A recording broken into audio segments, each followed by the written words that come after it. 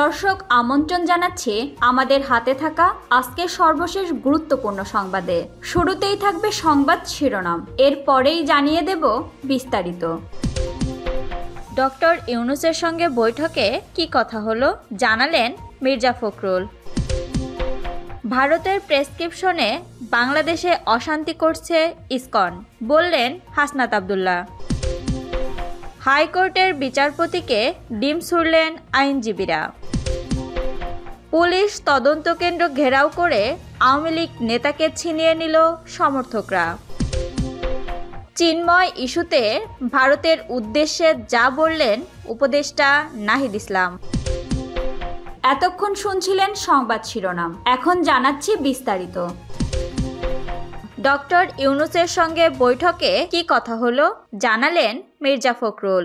অন্তর্বর্তী সরকারের প্রধান উপদেষ্টা ডক্টর মোহাম্মদ ইউনূসের সঙ্গে বৈঠক করেছেন বিএনপির মহাসচিব মির্জা ফখরুল ইসলাম সহ শীর্ষ কয়েকজন নেতা।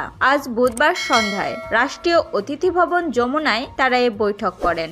বৈঠকে ডক্টর ইউনূসের সঙ্গে কি কথা হয়েছে তা নিজের ভেরিফাইড ফেসবুকে তুলে ধরেছেন মির্জা ফখরুল। তিনি বলেন, আমরা মাননীয় প্রধান উপদেষ্টাকে বলেছি, এখন বিভাজনের সময় না। সব দলের সঙ্গে আলোচনা করে জাতীয় ঐক্য গড়ে তোলার পরামর্শ দিয়েছি। এছাড়া চলমান বিশৃঙ্খলা নিরসনে প্রয়োজনীয় ব্যবস্থা নিতে আমরা বলেছি। প্রয়োজনীয় সংস্কার শেষে নির্বাচনের রোডম্যাপ ঘোষণা করতে হবে। বৈঠক শেষে বেরিয়ে সাংবাদিকদের বিএনপি মহাসচিব বলেন, গত কয়েকদিনের কর্মকাণ্ড নিয়ে আমাদের দলের পক্ষ থেকে যে উদ্বেগ, সেই উদ্বেগের কথা প্রধান উপদেষ্টাকে জানাতে এসেছি। আমরা আশা করি প্রধান উপদেষ্টা এই বিষয়ে দ্রুত ও শান্তিপূর্ণ সমাধানের ব্যবস্থা করবেন। তিনি বলেন, আমরা একই সাথে জনগণের যে দুর্ভোগ হচ্ছে, বিশেষ করে দ্রব্যমূল্যের ঊর্ধ্বগতি, এ বিষয়ে তাদের সামনে তুলে ধরেছে। টিসিবি ট্রাকগুলো বাড়ানোর কথা বলেছি, এলাকা ভিত্তিক বাড়ানোর কথা বলেছে। মির্জা ফখরুল বলেন, ট্রেড বডিগুলো ভেঙে দিয়ে নির্বাচনের মাধ্যমে নতুন ট্রেড বডি করতে হবে। সামগ্রিকভাবে আমাদের সমস্ত রাজনৈতিক দলগুলোর সাথে আলোচনা করে জাতীয় ঐক্য গঠন করার আহ্বান জানিয়েছি। আমরা সরকার প্রধানকে জানিয়েছি, এই মুহূর্তে সবচেয়ে বেশি প্রয়োজন নির্বাচন সংস্কারগুলো সম্পূর্ণ করে যত দ্রুত সম্ভব নির্বাচনের রোডম্যাপ ঘোষণা করা। মির্জা ফখরুলের নেতৃত্বে প্রতিনিধি দলে আরও ছিলেন বিএনপির স্থায়ী কমিটির সদস্য মির্জা আব্বাস, নজরুল ইসলাম খান, আমির খুসরি মাহমুদ চৌধুরী ও সালাউদ্দিন আহমেদ। ভারতের প্রেসক্রিপশনে বাংলাদেশে অশান্তি করছে ইসকন, বললেন হাসনাত আব্দুল্লাহ। আইনজীবী সাইফুল ইসলাম আলিফ হত্যাকাণ্ডে জড়িতদের 24 ঘন্টার মধ্যে গ্রেপ্তার ও ইসকন নিষিদ্ধের দাবি জানিয়েছেন বৈষম্য বিরোধী ছাত্র আন্দোলনের আহ্বায়ক হাসনাত আব্দুল্লাহ। আজ বুধবার বিকেলে চট্টগ্রাম নগরীর টাইগার পাস মোড়ে আয়োজিত বিক্ষোভ সমাবেশে তিনি এ দাবি জানান। তিনি বলেন, স্বৈরাচারী আওয়ামী লীগের সহায়তায় ভারতের প্রেসক্রিপশনে বাংলাদেশে অশান্তি সৃষ্টি করছে ইসকন।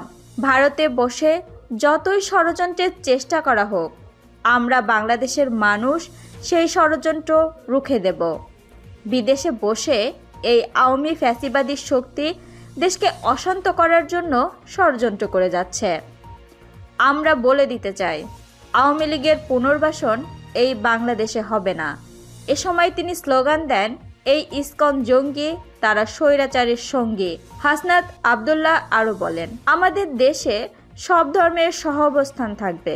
আমরা সবার অধিকার রক্ষায় কাজ করব, কিন্তু ধর্মের দোহাই দিয়ে উগ্রবাদী সংগঠন পরিচালনা করলে বাংলাদেশে এক হাত জায়গাও দেয়া হবে না। এর আগে বেলা 11:30টায় নগরীর জামিয়াতুল ফালা জামে মসজিদ প্রাঙ্গণে নিহত আইনজীবী সাইফুল ইসলামের তৃতীয় জানাজা অনুষ্ঠিত হয়। এতে হাসনাত আব্দুল্লাহ বাদেও জোলাই শহীদ স্মৃতি ফাউন্ডেশনের সাধারণ সম্পাদক সার্জিস আলম অংশ নেন। এরপর তাদের নেতৃত্বে কয়েক হাজার ছাত্র জনতা টাইগার পাস মোড়ে অবস্থান নিয়ে সমাবেশ করেন। তারা ইসকনকে জঙ্গি সংগঠন হিসাবে ঘোষণা করে নিষিদ্ধের দাবিতে স্লোগান দেন। সমাবেশে বৈষম্য বিরোধী ছাত্র আন্দোলনের কেন্দ্রীয় কমিটির সদস্য রাসেল আহমেদ, কেন্দ্রীয় সহসমন্বয়ক খান তালাত মাহমুদ বক্তব্য দেন। তারা সবাই 24 ঘন্টার মধ্যে হত্যাকাণ্ডে জড়িত ব্যক্তিদের গ্রেপ্তারের দাবি করেন। হাইকোর্টের বিচারপতিকে ডিম ছুড়লেন আইনজীবীরা। বিএনপির ভারপ্রাপ্ত চেয়ারম্যান তারেক রহমানের রায়ের ঘোষণার সময় জিয়াউর রহমানকে নিয়ে আপত্তিকর মন্তব্য করায় বিচারপতি আশরাফুল কামালকে ডিম ছুঁড়েছেন আইনজীবীরা। আজ বুধবার বাংলাদেশ সুপ্রিম কোর্টে এই ঘটনা ঘটে। আজ দুপুরে বিচারপতি আশরাফুল কালামের নেতৃত্বে হাইকোর্টে এজলাস শুরু হয়। এজলাসে যখন আইটেম 12 নম্বর চলে, এ সময় একদল আইনজীবী এজলাসে প্রবেশ করে বলেন, আপনি এজলাস থেকে নেমে যান। এরপরেই তারা ডিম ছুঁড়তে শুরু করেন। পরে বিচারপতি আশরাফুল কামাল নেমে যেতে বাধ্য হন।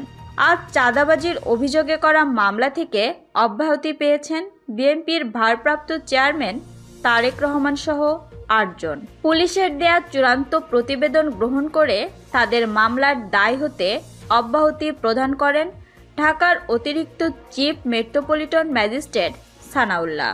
অব্যাহতি পাওয়া অপর আসামিরা হলেন তারেক রহমানের বন্ধু Giyas Uddin Al Mamun, Obaidullah Khandakar, Kamruzzaman, engineer Mahbubul Alam, engineer AKM Shoeb Basuri ওরফে হাবলু, আজিজুল করিম তারেক ও মনিজুর রহমান ওরফে মানিক। এর আগে গত 5 নভেম্বর ঢাকার চিফ মেট্রোপলিটন ম্যাজিস্ট্রেট আদালতের শাহবাগ থানার সাধারণ নিবন্ধন শাখায় তারেক রহমান সহ 8 জনকে অব্যাহতির সুপারিশ করে চূড়ান্ত প্রতিবেদন দাখিল করেছেন মামলার তদন্ত কর্মকর্তা ঢাকা কোতোয়ালি জোনাল টিমের পরিদর্শক মোহাম্মদ সাজ্জাদ হোসেন। পুলিশ তদন্ত কেন্দ্র ঘেরাও করে আওয়ামী লীগ নেতাকে ছিনিয়ে নিল সমর্থকরা। ঢাকার ধামরাইয়ে পুলিশ তদন্ত কেন্দ্র ঘেরাও করে আওয়ামী লীগ নেতাকে ছিনিয়ে নিয়েছেন সমর্থকরা। এ ঘটনায় ওই এলাকার বাসিন্দাদের মধ্যে আতঙ্ক ছড়িয়েছে। গতকাল মঙ্গলবার রাত 11টার দিকে আওয়ামী লীগ নেতা নূরে আলম সিদ্দিকী নান্নুকে ছিনিয়ে নেয়ার ঘটনা ঘটে। প্রত্যক্ষদর্শীরা জানান, উপজেলার বালিয়া ইউনিয়নের ভাবনাটি গ্রামের মীর হোসেন মাস্টারের ছেলে আওয়ামী লীগ নেতা নূরে আলম সিদ্দিকী নান্নু মঙ্গলবার রাত 9টার দিকে মুন্নুকে নিজ বাড়ি থেকে আটক করেন ধামরাই থানার উপপরিদর্শক SI কাউসার হোসেন। এ সময় SI কাউসারের সঙ্গে আরও পুলিশ সদস্য ছিল। আটকের পর নান্নুকে কাউলিপাড়া পুলিশ তদন্ত কেন্দ্রে নিয়ে যায়। এ খবর এলাকায় ছড়িয়ে পড়লে কয়েক শত নারী পুরুষ পুলিশ তদন্ত কেন্দ্র ঘেরাও করে। পরে রাত 11টার দিকে পুলিশ হেফাজত থেকে আটক হওয়া নান্নুকে ছিনিয়ে আনা হয়। নাম প্রকাশে অনিচ্ছুক স্থানীয় কয়েকজন জানান, নান্নু আওয়ামী লীগ করেন এটা ঠিক, কিন্তু তার মাধ্যমে কারো কোনো ক্ষতি হয়নি।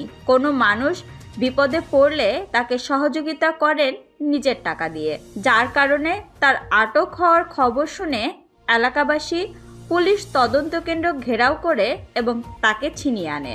এ বিষয়ে আওয়ামী লীগ নেতা নূরে আলম সিদ্দিকী নান্নুর সঙ্গে যোগাযোগ করার চেষ্টা করা হলেও কথা বলা সম্ভব হয়নি। ধামরাই থানার উপপরিদর্শক SI কাউসার হোসেন বলেন, আওয়ামী লীগ নেতা নান্নু এজাহারভুক্ত আসামি না, তাকে জিজ্ঞাসাবাদের জন্য আটক করা হয়েছিল, কিন্তু এলাকাবাসী তাকে ছিনিয়ে নিয়ে যায়। ধামরাই থানার ভারপ্রাপ্ত কর্মকর্তা OC মনিরুল ইসলাম আওয়ামী লীগ নেতা নান্নুকে ছিনিয়ে নেওয়ার ঘটনার সত্যতা নিশ্চিত করেন। চিন্ময় ইস্যুতে ভারতের উদ্দেশ্যে যা বললেন উপদেষ্টা নাহিদ ইসলাম। চিন্ময় কৃষ্ণ দাসকে গ্রেপ্তারের ঘটনায় উদ্বেগ জানিয়ে বিবৃতি দেয়াকে ভারতের অনধিকার চর্চা বলে মন্তব্য করেছেন তথ্য ও সম্প্রচার মন্ত্রণালয়ের উপদেষ্টা নাহিদ ইসলাম। আজ বুধবার সংবাদ মাধ্যমকে দেয়া সাক্ষাৎকারে তিনি এ মন্তব্য করেন। উপদেষ্টা বলেন, আমরা মনে করি এই ধরনের স্টেটমেন্ট দেয়া ভারতের অনধিকার চর্চা। এখানে তারা ঘটনাকে আরো উস্কে দেওয়ার চেষ্টা করছে। ভারতের উচিত তার নিজ দেশের সংখ্যালঘু সম্প্রদায়ের নিরাপত্তা ও অধিকার নিশ্চিতে কাজ করা। তিনি আরও বলেন, আমরা ভারতকে দায়িত্বশীল আচরণ করার আহ্বান জানাচ্ছি এবং আওয়ামী লীগের মিথ্যা প্রোপাগান্ডা যেন ভারত সাবস্ক্রাইব না করে। এর আগে গতকাল মঙ্গলবার চিন্ময় দাসকে গ্রেফতার ও জামিন বাতিলের ঘটনায় গভীর উদ্বেগ প্রকাশ করে বিবৃতি দেয় ভারতের পররাষ্ট্র মন্ত্রণালয়। বিবৃতিতে বলা হয়, তাকে আটকের পর বাংলাদেশের চরমপন্থী গ্রুপগুলো হিন্দু সম্প্রদায় ও অন্য সংখ্যালঘুদের ওপরও হামলা চালিয়েছে। এছাড়া হিন্দু এবং ধর্মীয় সংখ্যালঘুদের বাড়িঘর ও ব্যবসা প্রতিষ্ঠানে অগ্নিসংযোগ, লুটপাট, ভাঙচুর এবং মন্দিরে হামলার মতো ঘটনাও ঘটেছে বাংলাদেশে। সংখ্যালঘুদের ওপর হামলার ঘটনায় অপরাধীরা যেখানে ধরাছোঁয়ার বাইরে, সেখানে একজন ধর্মীয় নেতা এসব অন্যায়ের বিরুদ্ধে যখন কথা বলেছে, তার বিরুদ্ধে পাল্টা অভিযোগ এনে গ্রেপ্তার করা হয়েছে বলেও বিবৃতিতে উল্লেখ করে ভারত। এরপর গতকাল রাতেই পাল্টা বিবৃতি দিয়ে বাংলাদেশের হতাশা প্রকাশ করে। ভারতের এ ধরনের অপমানিত বিবৃতি শুধু ঘটনাটিকে ভুলভাবেই তুলে ধরছে না, বরং প্রতিবেশী দুই দেশের মধ্যে যে বন্ধুত্ব এবং বোঝাপড়ার সম্পর্ক রয়েছে তার মনোভাবের বিরোধী বলেও বাংলাদেশের পররাষ্ট্র মন্ত্রণালয়ের বিবৃতিতে উল্লেখ করা হয়।